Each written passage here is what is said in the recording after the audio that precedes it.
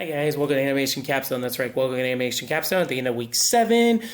We talked about the last 15 seconds this week and really combine it with the first 30 seconds and how it'll fit and really start framing your demo reel from the outside in.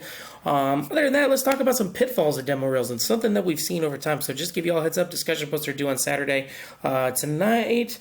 Other than that, that's all I got. Live lecture assignment and course project due tomorrow, and then we have lecture as well. So yeah, let's talk about some pitfalls of demo reels, how they kind of play a part with everything. So pitfalls and common mistakes.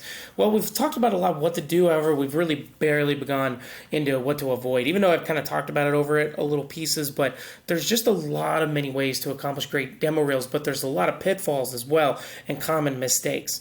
A lot of times people try to do like massively big clips that take like 45 seconds to a minute, and some artists work on very large projects. However, they don't work on everything within the project. So massive films and game clips show awesome scenes, but they don't show what each artist did. So the best thing to do is sometimes people take credit for others and what they do when you're especially in group work and everything. So make sure you add labels or captions in each clip. If it's group collaboration, that way you can show what you did in the caption and not take credit for others' team members' work as well.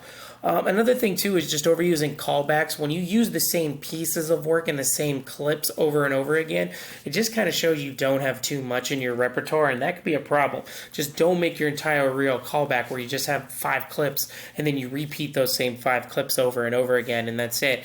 There's a lot of times where we can just see that's like there's just not much to you, and that could be a problem. Always use new work to help show different techniques, and always keep updating your videos as you grow. That's really going to help you out.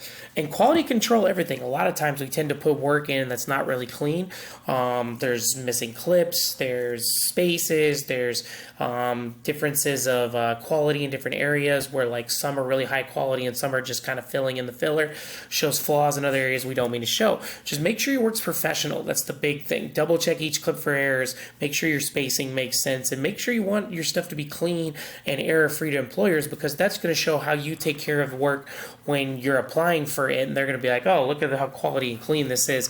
We expect to see this from their basic work that they usually get. And that really how it follows through with a lot. But other than that, that's all I got. So if you have any questions, comments, concerns, let me know. But I hope you all have a great weekend. Please let me know if you need anything or missing anything.